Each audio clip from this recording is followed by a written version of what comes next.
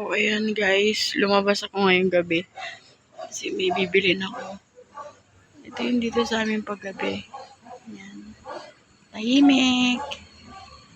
Yun. Samahan niyo ako guys. Maglalakad.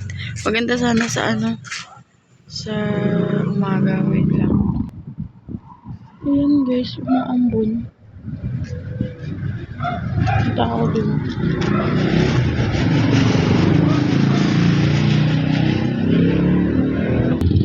Ganda ng pagkatubo. Oh, cute.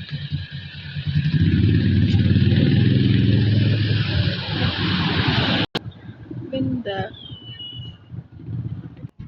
Ito yung yung nagbaha. Dito yung mababa yung yung baha. Yan yung halos abot liig yung tubig dyan pag umuulan. Yan yung dyan, malalim dyan pag bumaha. Yan. Paakyat. Shortcut ito papunta dun sa palengke. Dilim. So yan, aakyatin ko yan. Paakyat yan eh. Diba wala masyadong tao. Ito yung shortcut papunta dun sa palengke. Yan, kapag nagtrabaho ako dati, dito ako dumadaan sa gabi. Kasi kalsada na yan eh. Pumunta pang hinihingal ako. Malayo. Paakyat kasi to. So, pag gabi, kagaya yan, back to work na uli. Sa Lunes. So, sa gabi, para tipid, nilalakad ko na lang. Hi, Mingming! Yan. Ito, papunta rin yan sa amin. Pero, ngayon, papuntang palengke. Naglakad lang ako.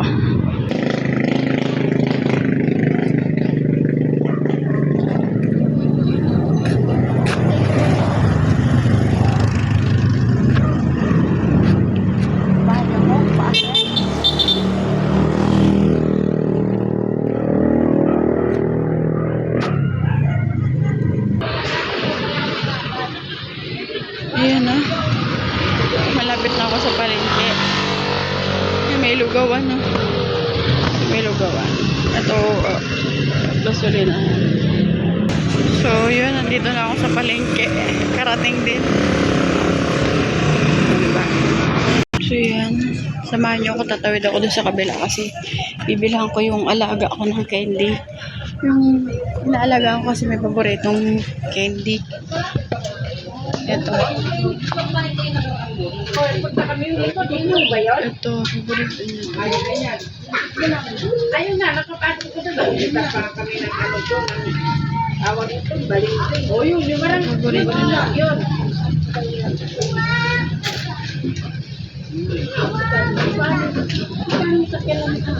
Magkano dito? Maasar pa. Wala nang ibang tinapay ate. Ay, yung mo, yung Wala nang iba? Ano to, munggo? ay, pinat yan natin. Asan yung munggo? May munggo? Yung, ito. Sige, sa dalawa. Ayan. Doon tayo sa simbahan. Ginagawa yung kalsada palabas. So, tan po muna tayo. Magdasal po muna tayo. Ito po. Yan. Lagi po ako dito dumadaan sa gabi. Pagpasok, pag-uwi, dadaan po ako dito para magdasal. Dasal po muna tayo. So, yan. Tapos na ako magdasal. Sige, ayan. Lagi ako dyan. Nagtitirik ng kandila. Para sa mga mahal ko sa buhay, sa mga patay, ganun. Lahat nakasama. So, yan. Dito, lagi. Tapos sa gabi. Basta dadaan kasi daanan po itong simbahan. Lagi po ako dito nadaan. Pasalamat kasi laging ligtas. Siyempre lahat na yun kasama na. Ayan dito. Ginagawa yung kalsada po dito. Ayan po yung bako.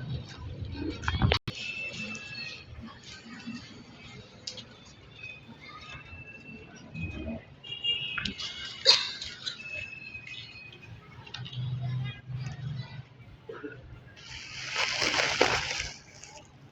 kalayo yung kamay ko. Ang kamay ko. Ganda ng bulaklak.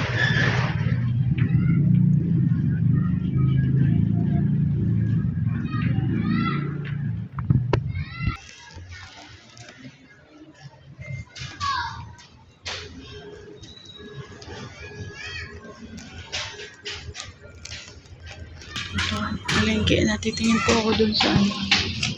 Bibilhin lang po ako. Yung tinapa. Ang sarap na tinapa. Isda, mga isda.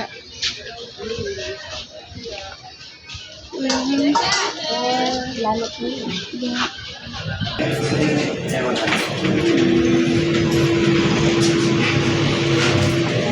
Pasok tayo 7-Eleven. Kasi hanapan ko ng pagkain yung anak ko. Oh, wow, sarap.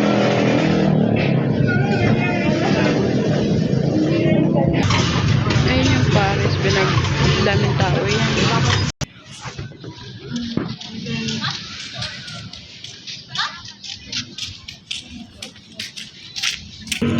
Yan po, yung bahay. Ginagawa. Yan po, pabalik na ako. Ganito ako sa gabi. Lakad. Minsan, pag nag-uuti ako, umuwi ako, dumarating ako dito minsan alas 2. Galing sa C5, lalakarin ko pa uwi dito kasi yung shortcut na isa, bawal mong dumaan. So, lalakarin ko yun simula sa C5 to Talipapa. Tapos lalakarin ko pa uwi. Kasi kailangan magtipid kasi mag-aaral yung anak ko. Siyempre, solo lang ako. So, lahat yun ay naisip ko yun. So, kahit mapagod, mahirap, sige lang, laban lang. Kasi ang iniisip ko yung para sa anak ko. Kung makatipid ako, kahit na maglakad na lang ako, ganun kalayo ang nilalakad ko gabi-gabi. So, ngayon, balik ako uli sa trabaho ko. So, ganun ulit. Gabi-gabi, lalakarin ko yan pa uwi dito sa amin. Ganyan. Yan dati may ano dyan, may restaurant. So, nakao dati dyan. Eh, hindi ko alam kung bakit nawala.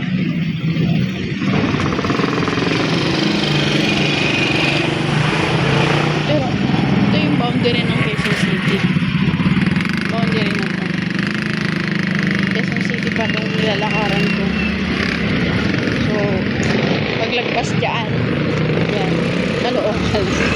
Ito na, amin na to. Caloocan. Yun. Samahan niyo ako maglakad hanggang bahay. Ito, nilalakad ko lang gabi-gabi. Kahit umuulan, tinitiis ko yun. Ang iniisip ko na lang para sa anak ko. Hindi para sa akin. Kasi ayoko nang maranasan ng anak ko. Hindi gaano kahirap yung magtrabaho ka ng mag-stay in ka, ganun din. Parang wala ka rin pahinga. So pag nag-stay out ka, kahit pagod ka, excited kang umuwi kasi meron kang uuwian. Nakikita mo yung anak mo. Masaya na ako kahit kaming dalawa lang.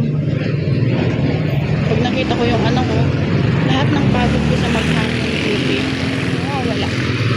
Kasi magsimula ako ng duty ko ng 8. Straight ko yun, lalo na kung maraming tao sa restaurant. Straight ko yun. Ang kain ko na nun hapon na. Kung kailan nandiyan na lahat ng pabalik ako sa trabaho. Tapos kung maraming tao, mag-uuti ako kasi tutulong pa rin ako. So, ang iniisip ko na lang mag-uuti kasi bawi sa pamasahe. So, libre naman yung pagkain pagka nag-uuti ka or tanghali tsaka ano lang kung mag-overtime ka, yun libre yung pagkain doon kay sir. Pero lahat naman kahit isang minuto mo bayad naman yun.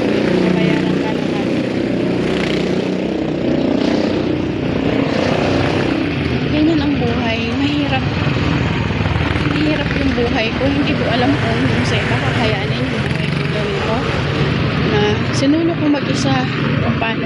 Mahirap maging magulang na isa ka lang. Lahat, ikaw yung tatay, ikaw yung nanay, ikaw yung mag-iintindi lahat sa school, lahat yun. Pero minsan dumarating ako sa punto, gusto ko nang bumigay. Pero iniisip ko lang yung anak ko, paano pag nawala ako, kawawa naman. Walang mapupuntahan. Although may mga kamag-anak ko, pero syempre pag wala na ako, iniisip ko, asikasuhin pa ba yan? Iintindihin pa ba yung anak ko? Siyempre hindi na. Kasi wala na ako yung puso.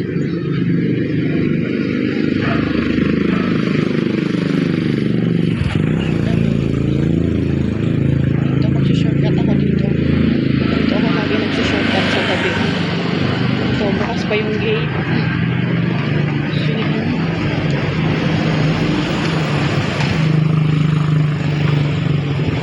So yan. Ay, daming pusa. Oh.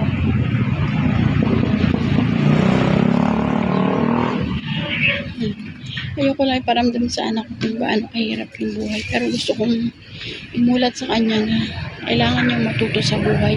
Kasi hindi ganun kadali. Yung pinagdaanan ko sa buhay, alam kong sa iba hindi kakayanin. Lalo na masalimuot. Salimuot, tsaka umuulan na. So yan. Pababa na. Ang likot ng kamay ko. Ganda ng bahay niya. Ganito ang buhay ko. Yung akala ng iba, parang ang sarap-sarap ng buhay ko. Pero hindi nila alam kung gaano ako nagsumikap para lang mapag-aral ko yung anak ko. Ewan ko, basta napakahirap yung mag-isa ka lang. Pero sige lang, laban lang. Sabi nga ng anak ko konting tiis na lang naman. So, malapit naman na siyang matapos. Kaya, tiis na lang. Yan. Kahit bumabagyo, wala akong tigil sa pagtatrabaho. Kasi iniisip ko yung anak ko lagi. Mawala man ako. At least nakapagtapos yung anak ko. Hindi matutulad sa akin. Hindi, marangal ng trabaho yung trabaho ko. Pero mahirap. Kasi lahat ng trabaho na naranasan ko, kung gaano kahirap. Yung buhay na hindi ka nakapagtapos ng pag-aaral.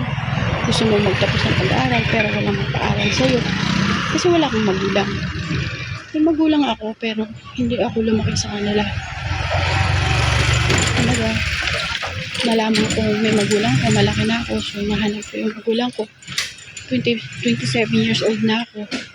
So, nung nalaman ko yung magulang ko, pinagdasal ko yun sa kaya ako. Doon ako naman hata.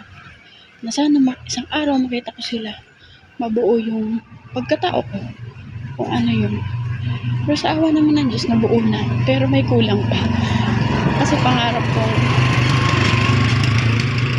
nagkaroon kami ng picture ng papa ko, ng mama ko, ako. Yun lang. Siguro pag nabuo yun, pag natupad yun, siguro yun yung kakompletuhan ng buhay ko. Ganun. So, malapit na ako sa bahay namin. Kahit umuulan, nag-vlog. Samahan niyo ako kasi yan, malapit na ako. Dito gabi-gabi, yan.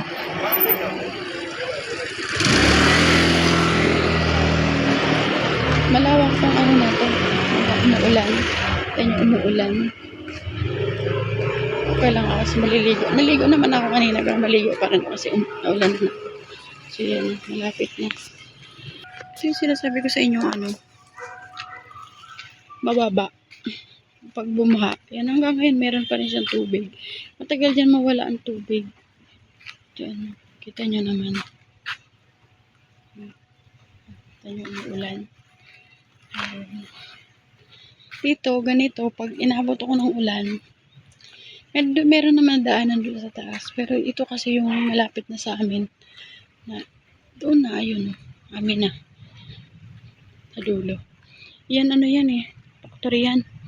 Paggawaan ng mga plastic ng pinggan, mga ganun. Basta puro lahat mga plastic. Taga-Katanduanes sa may-ari niyan. Hi! Hello!